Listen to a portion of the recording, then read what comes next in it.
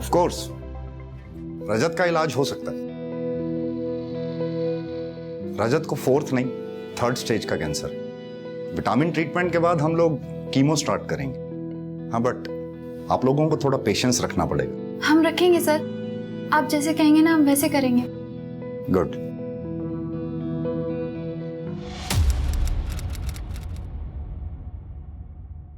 आराम से निकालो।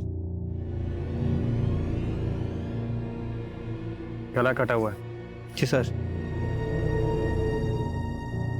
सर कोई मोबाइल या पर्स और ना ही कोई आईडी कार्ड, लगता है लुढ़के से फेंक दिया है यहाँ। बॉडी को पोस्टमार्टम के लिए भेजो और इसकी फोटो क्लिक करो और आसपास के एरिया में लोगों को दिखाओ।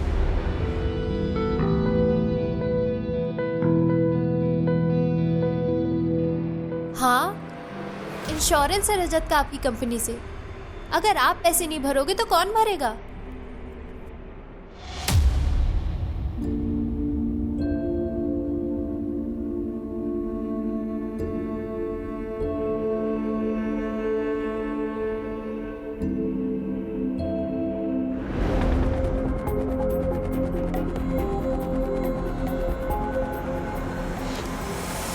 रजत, क्या हुआ रजत को? डॉक्टर लेके जाइए इन्हें प्लीज। डॉक्टर, लेकिन हुआ क्या रजत को? रजत!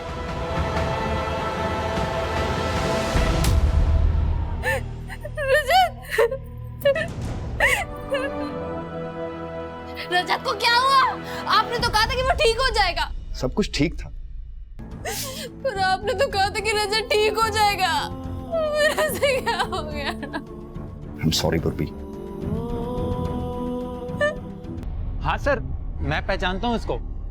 टेम्पो ड्राइवर है ये, इसी रूट पर चलता था, अक्सर आता था मेरे ढाबे पर। लाश मिली है इसकी 2 दिन पहले, यहाँ से 3 किलोमीटर दूर हाईवे पर। लाश? सर 3 दिन पहले ये मेरे ढाबे पर आया था। जाते वक्त एक औरत को लिफ्ट देते हुए भी देखा था मैंने। जरूर इसी ने कुछ किया होगा उस औरत के साथ भी, तभी उसने इसे मार दिया होगा। नाम पता जानते हो इसका? सर नाम पता तो नहीं मालूम, पर हाँ पहले ही अपना मोबाइल ढाबे पर ही भूल गया था। एक मिनट सर, ये लो सर, शायद इससे कुछ आपको पता चल जाए। ठीक है।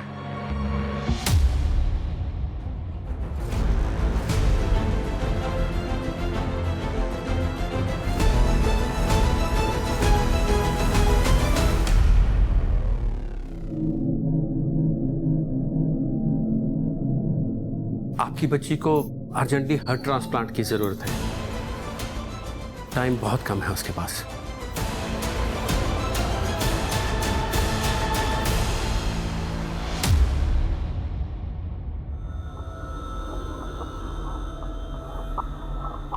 जी आप कौन? मेरी बेटी पीहू इस हॉस्पिटल में एडमिट है और आपके पिताजी की वजह से उसकी जान बचाई जा सकती है। कैसे? मेरी बेटी सिर्फ 8 साल की है और उसे हार्ट ट्रांसप्लांट की जरूरत है। डॉक्टर का कहना है कि आपके पिताजी का हार्ट उसे ट्रांसप्लांट किया जा सकता है। ये क्या बकवास कर रही हैं आप? मेरे पिताजी अभी जिंदा है। पर ब्रेन तो डेड है ना, और वो कभी रिकवर भी नहीं करेंगे। ये आप कैसे कह सकती हैं? और अगर ऐसा है भी तो मैं आपकी बेटी के लिए अपने पिताजी को मार दूं? देखिए, आप मेरी बात नहीं समझ रहे। आपके पिताजी ने तो पूरी जिंदगी जी ली, पर मेरी बेटी पीहू, वो तो सिर्फ 8 साल की है। उसके सामने उसकी पूरी जिंदगी पड़ी है। आपके पिताजी की मौत मेरी बेटी को जिंदगी दे सकती है। अरे कौन है ये औरत? भाई साहब, कौन है ये? कोई है यहाँ पे? बाहर निकलो से। मेरी कोई है यहाँ पे? जिंदगी आपके हाथ में, प्लीज उसे बचा लीजिए प्लीज।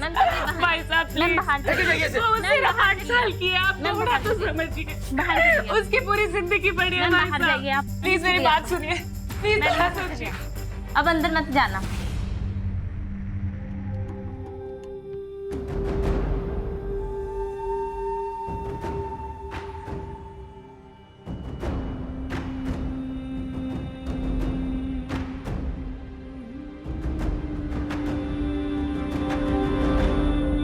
ए रुको,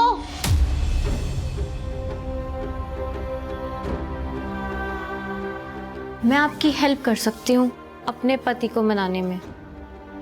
बहन जी आपका बहुत बहुत एहसान होगा, आप प्लीज हार्ट। अरे मेरी बात तो सुनिए पूरी। एहसान की कोई बात नहीं है, आप पापा जी के हार्ट के बदले हमें सिर्फ 5 लाख रुपए दे दीजिएगा। 5 लाख? पर बहन जी, इतने पैसे तो मेरे पास नहीं है। सारे पैसे पहले ही पीहू के इलाज में खर्च हो चुके हैं। मैं इतने पैसे कहाँ से लाऊंगी?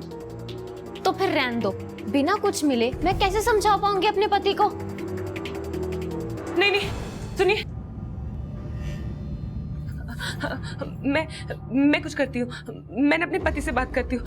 मुझे हार्ट चाहिए। ठीक है।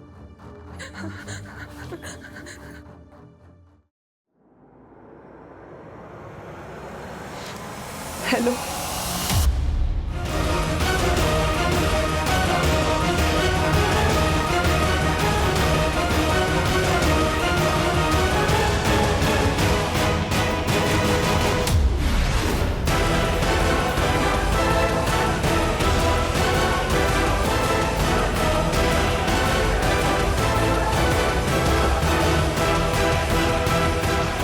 सर, इन 8 मर्डर्स में एक बात कॉमन है। जब जब ये मर्डर हुए हैं, एरिया के लोगों ने लाल सलवार सूट पहने एक औरत को देखा है गाड़ियों से लिफ्ट मांगते हुए।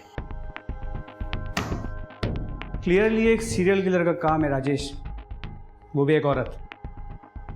हमें सीरियल किलर मैपर की जरूरत पड़ेगी किलर की प्रोफाइलिंग करने के लिए। अरेंज करो।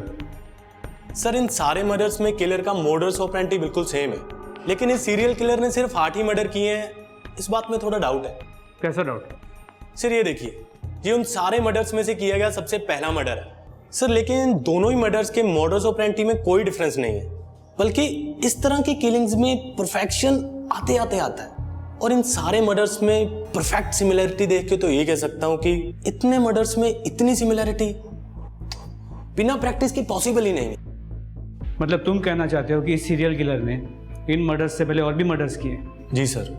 और सर, आपका ये अंदाजा भी बिल्कुल सही है कि विक्टिम के गर्दन को गाड़ी में पीछे से बैठ के काटा गया, क्योंकि सर ये देखिए, ये सारे कट के मार्क्स फ्लैट ना होकर सर्कुलर है, जैसे गर्दन को पीछे की तरफ से खींच के रेता गया। क्या ये मर्डर्स कोई औरत कर सकती है? सर बिल्कुल कर सकती, क्योंकि पीछे की तरफ बैठ के मारने के लिए ज्यादा फोर्स की जरूरत नहीं पड़ी होगी विक्टिम को कंट्रोल करने के लिए। मगर हाँ, वो फोर्स इतनी भी कम नहीं होगी कि कोई भी औरत इसे आसानी से कर ले। अगर वाकई में ये सीरियल किलर कोई औरत है तो पक्का वो कोई अच्छी कदकाठी वाली औरत होगी।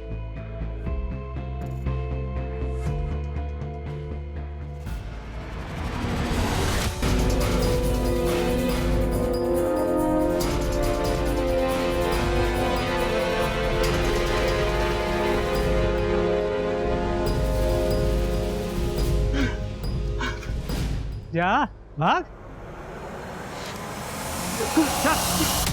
सर मैं सच कह रहा हूं सर, मैंने कुछ नहीं किया सर, मैंने किसी टैक्सी वाले का खून नहीं किया सर। तो जिस टैक्सी ड्राइवर की डेड बॉडी हमें मिली है उसकी टैक्सी तेरे पास कैसे आई? सोच रहा था कभी पकड़ा नहीं जाएगा, लेकिन इस बार तूने जल्दी में चेसिस नंबर बदलना भूल गया। साहब, मैंने कुछ नहीं बदला सर, कुछ भी नहीं बदला सर। मुझे गाड़ियाँ वैसे ही मिली थी जैसे आपको मिली है सर। कॉल आते थे उन गाड़ियों को उठाने के लिए, और कॉल पर ही अलग अलग जगह का एड्रेस दिया जाता था। उन गाड़ियों को उठाने के बाद पेमेंट वही रखने के लिए बोलते थे साहब। कौन करता था फोन? किससे बात होती थी तेरी? अलग अलग नंबर से फोन आता था साहब, एड्रेस बताने के लिए।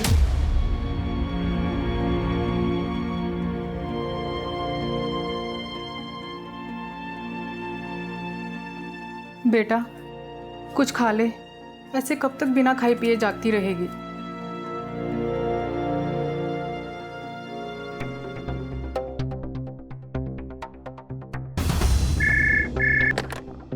हेलो, मैंने पहले भी आपको फोन किया है।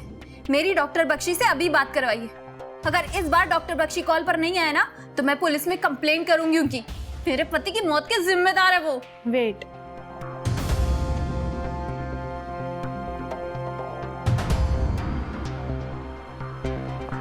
अब किस लिए फोन किया आपने यहाँ पे? आपको अच्छे से पता है कि मैंने आपको क्यों फोन किया है।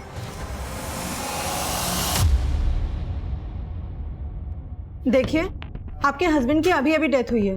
कहीं आप इमोशंस में आके तो हॉस्पिटल को ब्लेम नहीं कर रही हैं? क्योंकि बहुत ही रेप्यूटेड हॉस्पिटल है ये। रेप्यूटेड है तो क्या हुआ? मेरे पति का मर्डर किया है डॉक्टर बख्शी उन हॉस्पिटल वालों ने। मुझे रिपोर्ट लिखवानी उन लोगों के खिलाफ, कातिल है वो लोग। और आप मेरी रिपोर्ट नहीं लिख रही है, क्यों? क्या हुआ? सर वो मेरे रजत को उन लोगों ने।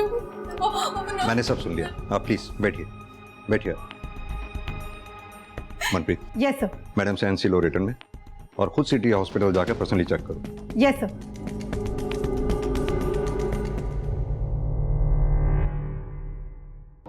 मैम, रजत को बचाने के लिए हम जो कुछ कर सकते थे हमने वो सब कुछ किया, पर वो नहीं बच पाया। कैंसर तो आपको पता है कितनी अनप्रेडिक्टेबल सी बीमारी है, न जाने कब क्या हो जाए। झूठ बोल रहे हैं आप। ये रजत को कैंसर ने नहीं मारा, बल्कि आपने और आपके हॉस्पिटल ने मारा है। मैं ना कुछ छोड़ो, बाहर जाइए आप, प्लीज बाहर जाइए, लेके जाओ इन्हें। झूठ बोल रहे हैं ये। रजत को बचाने का वादा किया था इन लोगों ने। मैं छोड़ूंगी नहीं, मैं किसी को नहीं छोड़ूंगी, मैं किसी को भी नहीं छोड़ूंगी। देखिए रजत ना तो पहला ऐसा पेशेंट है जिसकी डेथ मेरे हॉस्पिटल में हुई है, और ना ही पूर्वी कोई पहली ऐसी रिलेटिव है जो इस तरह से हंगामा कर रही है। हाँ, रजत की मौत पे मुझे भी डाउट है। डाउट है? पूर्वी मुझसे पैसे मांग रही है रजत की मौत के हर जाने के तौर पर। डॉक्टर बख्शी, मेरे पास जितने भी पैसे थे वो सब रजत के इलाज में खर्च हो गए। मेरे पास कुछ भी नहीं है, मैं अपने खर्चे कैसे उठाऊं? आपको तो कंपनसेशन देना ही होगा, चाहे ऐसे या वैसे। जिस टाइम रजत की डेथ हुई ठीक उससे लगभग आधा घंटा पहले मेरे डॉक्टर्स ने राउंड किया। रजत वाज परफेक्टली फाइन। उसके आधे घंटे के अंदर अंदर न जाने ऐसा क्या हुआ कि रजत की डेथ हो गई, पर उस टाइम पूर्वी अकेली थी मैम रजत के साथ रूम में।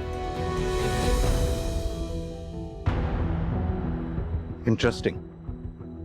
पता है मनप्रीत, पैसा आदमी से कुछ भी करवा सकता है, तो फिर ये पूर्वी क्या चीज है?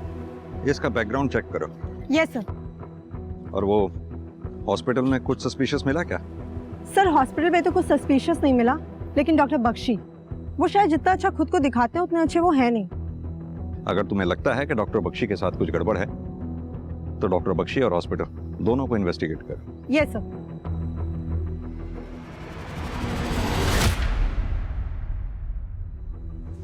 सर मुझे पैसों की जरूरत है, और आप ऐसे कैसे मना कर सकते हैं मुझे पैसे देने से? हेलो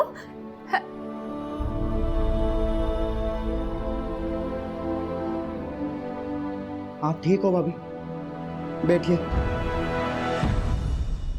थोड़ा पेशेंस रखिए भाभी, सब ठीक हो जाएगा। ऐसे गुस्सा करोगे तो आप खुद का ही नुकसान करोगे भाभी।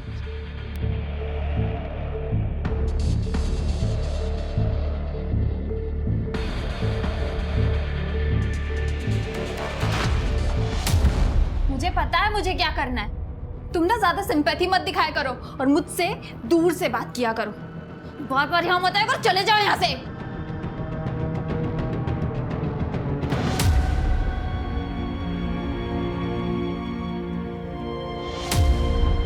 आप बात को समझ नहीं रही हैं मैडम। हॉस्पिटल में जगह नहीं है दूसरे पेशेंट्स के लिए, और आपकी बेटी का एक ही इलाज है, हार्ट ट्रांसप्लांट, और वो आप अरेंज नहीं कर पा रही हैं। आप एक काम करिए, या तो इसको आप घर ले जाइए और इसके साथ टाइम स्पेंड करिए प्लीज। आपको समझ में आ रहा है आप क्या बोल रहे हैं? मैं आपसे बोल रही हूँ कि एक दिन का टाइम और दे दीजिए। मेरे हस्बैंड कर रहे हैं पैसों का इंतजाम इसके हार्ट ट्रांसप्लांट के लिए। आप समझ क्यों नहीं रहे हैं? बस एक दिन, या तो आप हार्ट अरेंज करिए या फिर इसको आप घर ले जाइए प्लीज।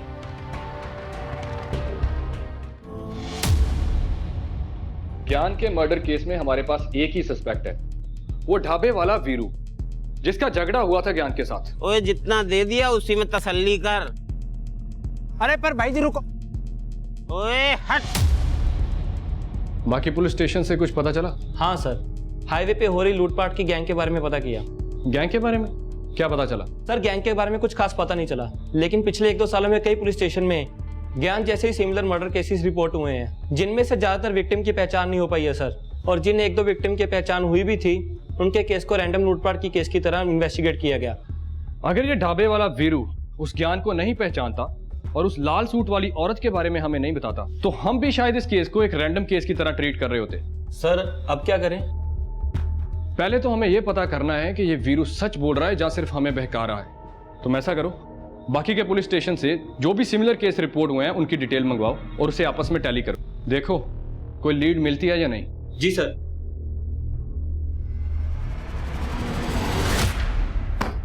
सर 12 केसेस हैं ज्ञान के जैसे। 12 केस तो रिपोर्ट हुए हैं तेजिंदर, क्या पता कितने केस रिपोर्ट ही नहीं हुए होंगे। मॉडस ऑपरेंडी को देखकर तो यही लग रहा है कि कोई गैंग एक्टिव है हाईवे पर। और सर वो औरत जो ज्ञान के साथ देखी गई थी, 2 ही पॉसिबिलिटी हैं, या तो वो औरत विक्टिम को फंसा के गैंग के पास लेके जाती होगी, या फिर उसने खुद मर्डर किए होंगे।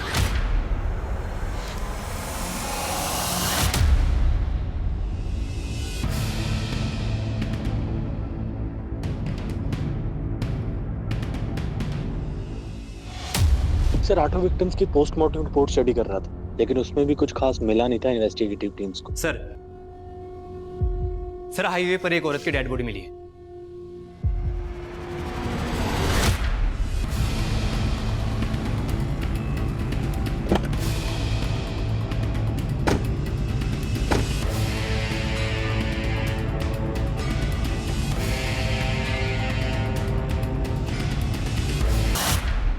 सर लाल सूट, सर ये कहीं हुई तो नहीं? बॉडी को बाहर निकाल। बॉडी को सबसे पहले तुमने देखा था? जी सर, मैं बस यहाँ से जा रहा था तो मेरी नज़र पड़ी सर। तो जब यहाँ आए बॉडी के आसपास किसी को देखा? नहीं सर, यहाँ पर कोई भी नहीं था।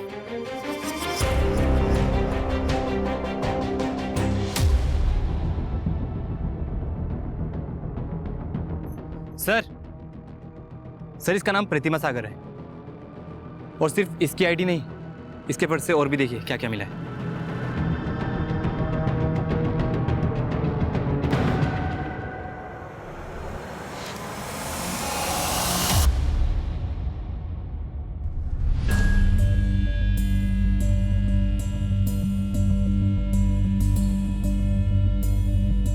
सुनो, यहाँ ये प्रतिमा सागर यहीं रहती है? जी प्रतिमा यहीं रहती हैं, लेकिन काफी दिन से दिखाई नहीं दी।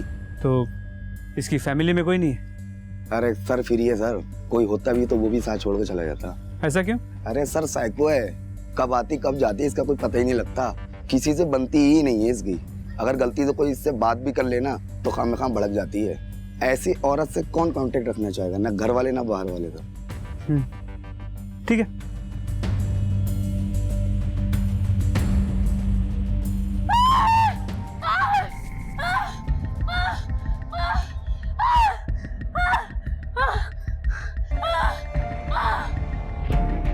मुझे तो अभी भी यकीन नहीं हो रहा रीवा कैसे मान गई आपकी बात। जो डिलीवरी के लिए हॉस्पिटल के बजाय ये होम बर्थ का ऑप्शन चुना, जबकि उसकी प्रेगनेंसी पहले से इतनी कॉम्प्लिकेटेड है। मान गई, क्योंकि ये कॉम्प्लिकेशंस वगैरह ना सब डॉक्टरों के बनाए हुए फतूर हैं। अरे हॉस्पिटल लेके जाएंगे तो वो चीर फाड़ करेंगे सिर्फ पैसा बनाने के लिए। वैजी ने दवाई दी है ना, उससे सब ठीक हो जाना, तू चिंता मत कर। रीवा का बच्चा अटक गया है, उसको हॉस्पिटल ले जाना पड़ेगा।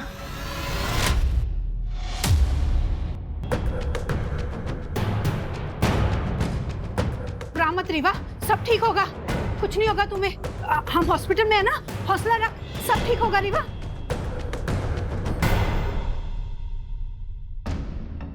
मैं ना वैजी को फोन करती हूँ, वो जरूर कोई दवा बताएंगे। किसी को फोन नहीं करेंगे आप, पहले रीवा और मेरे बच्चे की जान खतरे में डाल चुकी हैं आप। अरे तुम तो ऐसे बोल रहे हो जैसे मुझे रीवा की कोई फिक्र ही नहीं। बेटी है वो मेरी। बेटी है?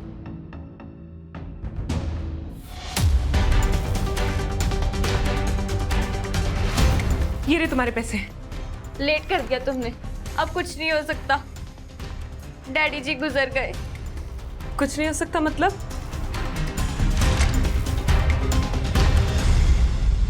अब तो तुम्हारे ससुर मर गए ना, अब तो इजी हो जाएगा। नहीं हो पाएगा, डेथ हार्ट फेल होने से हुई है, और तुम्हें तो हार्ट ही चाहिए था ना। परी मेरी सो रही है, पीहू मेरी सो रही है, परी रानी आएगी, पीहू को खिलाएगी, पीहू खुश हो जाएगी। मम्मा मम्मा चिल्लाएगी, मम्मा मम्मा चिल्लाएगी, पापा पापा चिल्लाएगी, पीहू खुश हो जाएगी। सारे प्रूफ प्रतिमा को हमारी सीरियल किलर बता रहे हैं, लेकिन मुझे कुछ सही नहीं लग रहा। यह भी तो हो सकता है कि ये सारे प्रूफ्स प्लान किए गए प्रतिमा के खिलाफ, ताकि हम हमारी इन्वेस्टिगेशन बंद करें। एक काम करते हैं, इस प्रतिमा के मर्डर केस को एक इंडिपेंडेंट मर्डर केस की तरह ट्रीट करते हैं और इसके किलर को ट्रेस करने की कोशिश करते हैं। एक बार ये किलर हाथ में आ गया तो प्रतिमा की असली कहानी भी सामने आ जाएगी। प्रतिमा की बॉडी हमें यहाँ मिली, तुम उस तरफ जाके पूछताछ करो, हम लोग इस तरफ देखते हैं। हो सकता है प्रतिमा के केस में कोई नया लीड मिले। ठीक है सर।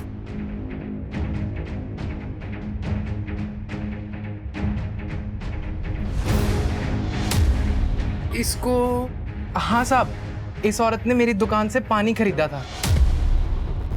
भैया एक पानी की बॉटल देना, थोड़ा जल्दी दे दो।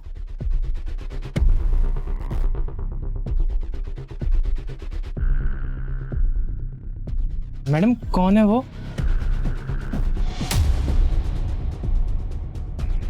कोई नहीं। कौन था वो आदमी?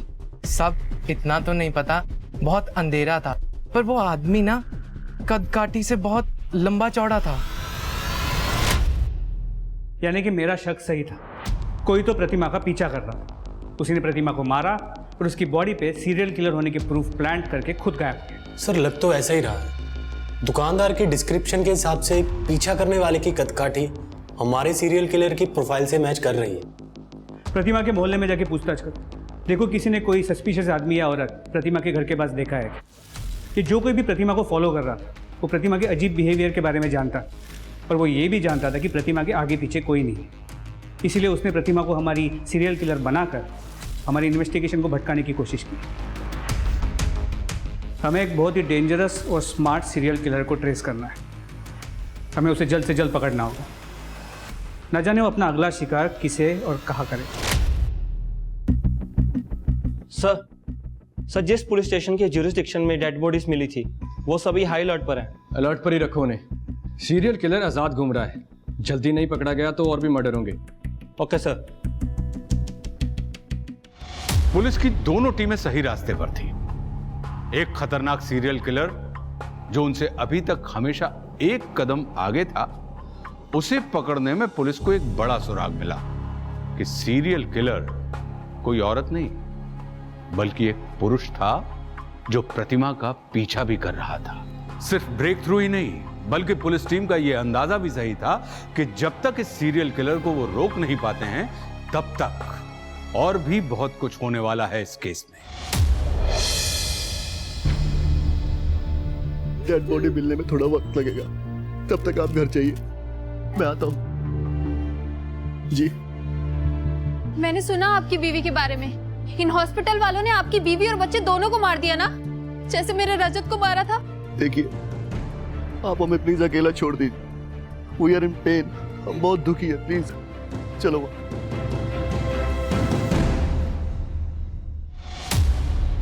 अच्छा ही हुआ रजत को अपनी जिंदगी से मुक्ति मिल गई। पूर्वी उसके साथ रह के भुगती तो रही थी, कम से कम वो अपनी मर्जी से अपनी जिंदगी जी तो सकती। अपनी मर्जी से मतलब? अरे मैम, मरने वाले के बारे में मैं आपको क्या बताऊं। रजत को कैंसर होने से पहले ही उसने अपने भाई विशाल को अपनी मम्मी पापा के घर भेज दिया था। अब रजत के मरने के बाद वो जब चाहे अपनी मर्जी से आता जाता है। मुझे तो ये लगता है विशाल और पूर्वी के बीच कुछ।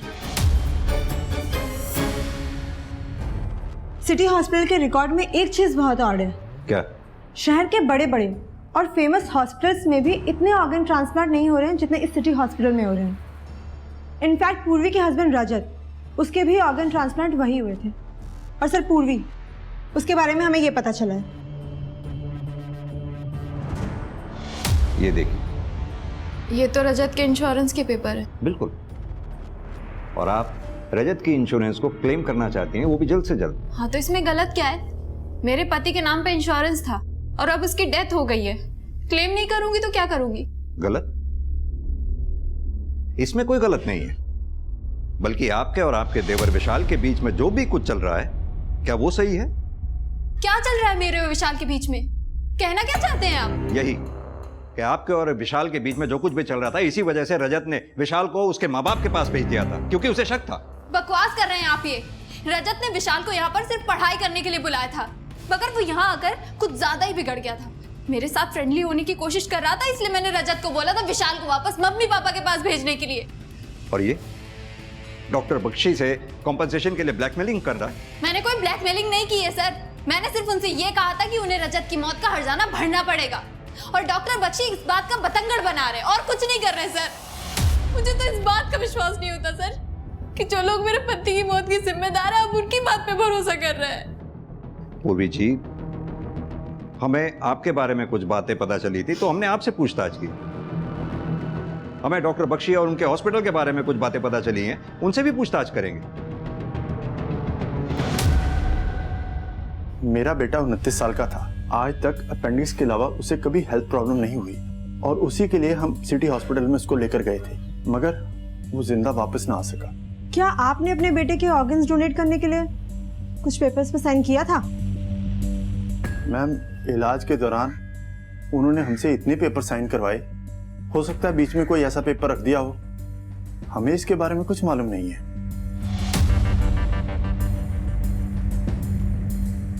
किडनी कौन दे रहा था ये जानकर मुझे क्या करना था मैम? सिटी हॉस्पिटल वालों ने बताया किडनी अवेलेबल है तो मैंने ट्रांसप्लांट करवा ली। कितना पैसा दिया था आपने ट्रांसप्लांट का? 3 लाख पड़े थे मैम। आधा पैसा ऑनलाइन दिया था, आधा कैश में। सर, मेरी बीवी रीवा को प्रेगनेंसी में पहले ही बहुत कॉम्प्लिकेशंस थी, फिर भी मेरी सास ने उसे इस देसी इलाज के चक्कर में फंसा दिया। अब आप ही बताइए, मैं अपनी बीवी की मौत का जिम्मेदार किसे मानूं? हॉस्पिटल को या अपनी सास को? मिस्टर शिव, एक बात बताइए, आपकी पत्नी रीवा के ऑर्गन्स डोनेट हुए थे? सर, जितने भी ट्रांसप्लांट हुए हैं मेरे हॉस्पिटल में सबके सब लीगल हैं। हमारे पास पेपर्स हैं, रिलेटिव की परमिशन है। लेकिन डॉक्टर बख्शी, सब केसेस में ट्रांसप्लांट के बेनिफिशरीज या रिलेटिव्स को पता ही नहीं था कि वो डोनेशन के पेपर पे साइन कर रहे हैं। दूसरी बात, ट्रांसप्लांट के बेनिफिशरीज से हाफ पेमेंट कैश में ली गई, जिसका हमें कोई ट्रेस नहीं मिला। कहां गया वो पैसा? ऐसा कैसे हो सकता है सर? हम कैश में डील ही नहीं करते तो फिर कैश लेंगे क्यों? तो डॉक्टर बख्शी, अगर पैसा आपके पास नहीं है तो किसी के पास तो होगा ही। हमें आपका हॉस्पिटल सर्च करना होगा। अब आप हमें खुद सर्च करने देंगे या फिर हम कोर्ट से सर्च वारंट लेके आए? सर, जब कुछ गलत किया ही नहीं तो हम सर्च से क्यों डरेंगे? आप इत्मीनान से सर्च कीजिए।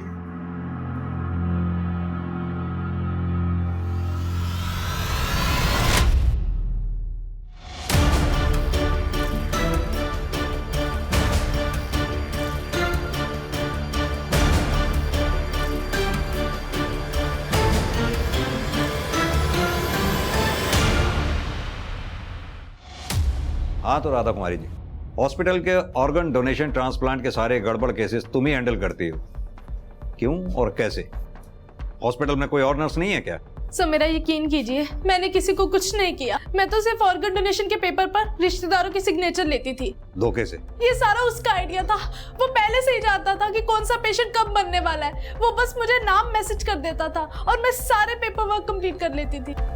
सब बताए गए पेशेंट के मरने के बाद जिन्हें ऑर्गन चाहिए होते थे, मैं उनसे कैश लेके उसे 70% दे देती थी। मुझे तो सिर्फ 30 ही मिलता था सर। नाम क्या है उसका? नाम बताओ। सर, मुझे नहीं पता। वो सिर्फ मुझे पेशेंट का नाम मैसेज करता था और पैसे कहाँ छोड़ने हैं वो एड्रेस मैसेज करता था। जब तुम उसे जानती तक नहीं हो, इतना दावे के साथ कैसे कह सकती हो कि वो मेल था? सर, मैंने तो सिर्फ आइडिया लगाया है। वो औरत है कि मर्द मुझे नहीं पता। देखो राधा, इतना बड़ा कांड तुम अकेले तो कर नहीं सकते।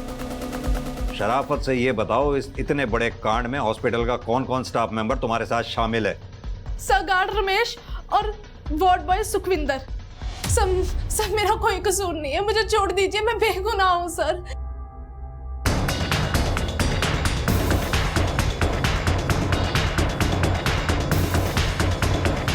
सर, राधा के दिए हुए सारे नंबर्स बंद आ रहे हैं, और सर गार्ड और वार्ड बॉय से भी कुछ नया पता नहीं चला। मनप्रीत, हैरानी की बात है, जितने भी पेशेंट्स ऑर्गन डोनेशन रैकेट का शिकार हुए, सब में एक चीज कॉमन है, सबकी मौत हार्ट अटैक से हुई है। हाँ सर, मेरा तो ध्यान ही नहीं गया इस बात पर। और इतना ही नहीं, ये सभी पेशेंट्स के केसेस को जब मैंने गहराई से स्टडी किया तो एक चीज और कॉमन पाई। इन सभी पेशेंट का कभी ना कभी एक आयुर्वेदिक डॉक्टर दीप राणा से कनेक्शन रहा है। इन सभी पेशेंट्स का दीप राणा से कनेक्शन होना महज इत्तेफाक नहीं हो सकता। कहीं तो कोई गहरा राज छिपा है। देखिए, आपका कैंसर लाइलाज है। अगर फिर भी कोई डॉक्टर आपको ये कहता है कि वो आपको यहां से ठीक कर सकता है, तो इसका सीधा मतलब ये है कि वो आपसे झूठ बोल रहा है और आपसे पैसे ऐंठना चाहता है। इसलिए मेरी आपको यही सलाह होगी कि आप अपने बेटे के साथ अपने घर जाएं। आप अपनी जिंदगी के आखिरी कुछ दिन अपने परिवार वालों के साथ शांति से बिताएं। बेटा, ये स्वर्ण अमृत मैं तुम्हें दे रहा हूं। जब जब दर्द हो देते रहना। सर, पिछले 3 सालों से प्रैक्टिस कर रहा है डॉक्टर, लेकिन इससे पहले कहाँ था, क्या कर रहा था, इसकी कोई इन्फॉर्मेशन नहीं। और उसकी डिग्री? डिग्री जेन्युइन है सर, लेकिन एक चीज़ बहुत स्ट्रेंज है इसके बारे में। इसकी फैमिली लाइफ के बारे में किसी को कुछ नहीं पता। इसके माँ बाप, इसके बीवी बच्चे, इसकी कोई इन्फॉर्मेशन नहीं।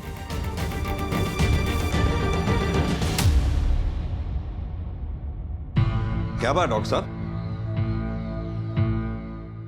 भागने की तैयारी हो रही है? इंस्पेक्टर साहब, आप लोग यहाँ, और ये आप क्या कह रहे हैं? आई होप कि आपने सुना होगा कि सिटी हॉस्पिटल में कई सारे पेशेंट्स की मौत हार्ट अटैक से हो गई, और तो और उनके ऑर्गन्स भी डोनेट धोखे से करवाए गए। और डॉक्टर साहब, ताज्जुब की बात तो ये है कि सभी पेशेंट्स आपके हैं। आपने उन्हें सिटी हॉस्पिटल में रेफर किया था। तो नहीं करना चाहिए था क्या? देखिए इंस्पेक्टर, सिटी हॉस्पिटल एक शहर का रिप्यूटेड हॉस्पिटल है। पेशेंट्स को सेकंड ओपिनियन चाहिए होता है, इसलिए मैं उन्हें उस हॉस्पिटल में रेफर कर देता हूँ। इसमें कुछ गलत किया क्या मैंने? गलत नहीं किया होता तो ऐसे भाग तो नहीं रहे होते डॉक्टर साहब। मैं भाग नहीं रहा हूँ। मैंने अपने लैंडलॉर्ड को 1 महीने पहले ही इन्फॉर्म कर दिया था कि मैं यहाँ से जा रहा हूँ दूसरे शहर। आप चाहें तो उनसे पूछ सकते हैं। पूछ लेंगे, उनसे भी पूछ लेंगे। फिलहाल आप ये बताइए कि आप यहाँ 3 साल से प्रैक्टिस कर रहे हैं। 3 साल पहले आप कहाँ थे, क्या कर रहे थे, इसका कोई रिकॉर्ड क्यों नहीं? 1 मिनट।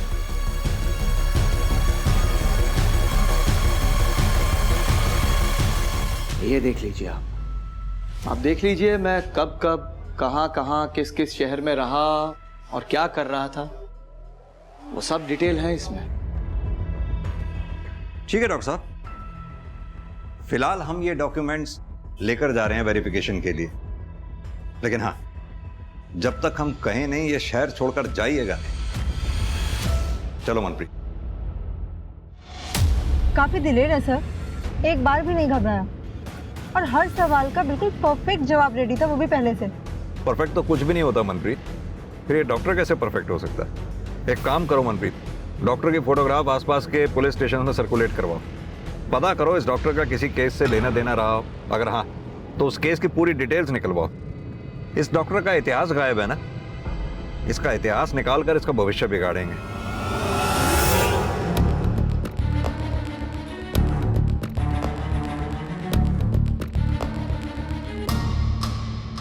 सर, हम उस सीरियल किलर को कभी ढूंढ नहीं पाए।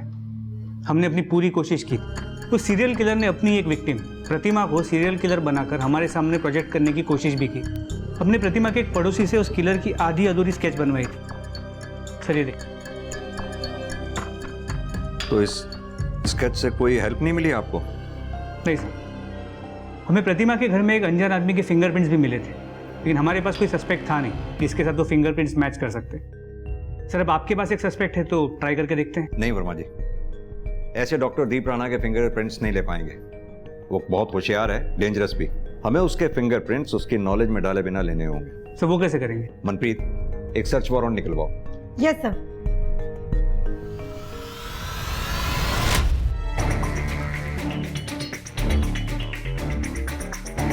आप इंस्पेक्टर साहब अपना टाइम वेस्ट कर रहे हैं। आपके उस सीरियल किलर का राज मेरे इन बॉक्सेस में नहीं मिलेगा आपको। पता है हमें डॉक्टर साहब, हमें इन बॉक्सेस में कुछ नहीं मिलने वाला। सरकारी नौकरी है, फॉर्मेलिटी करनी पड़ती है।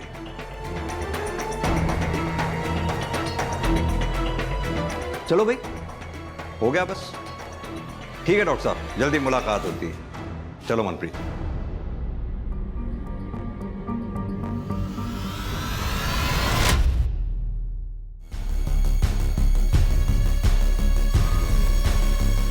फिंगरप्रिंट मैच हो गए तो हमारा सस्पेक्ट दीप राणा ही है।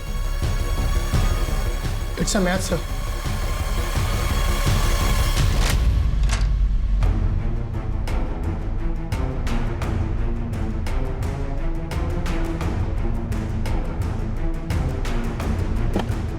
मैं क्रिमिनल कोई शौक से नहीं बना हूं।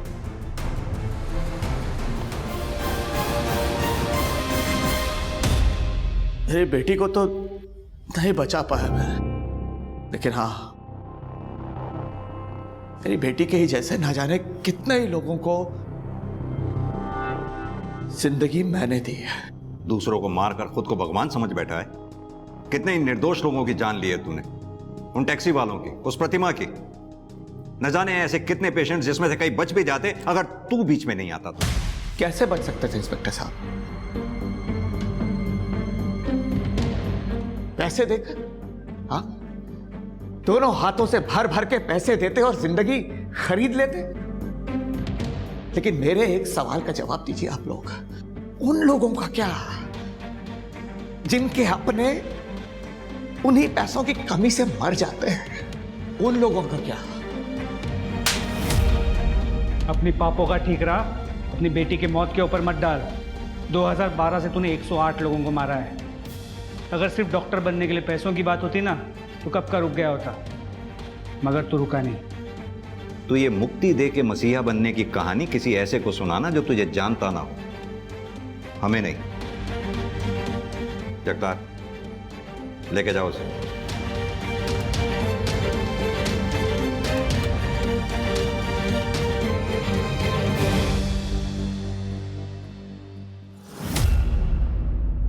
एक डॉक्टर जो अपने हुनर से लोगों की जान बचा सकता है, जिसे हम ईश्वर का दर्जा देते हैं, उसने अपने हुनर का इस्तेमाल करते हुए अपने ही मरीजों की जान ले ली।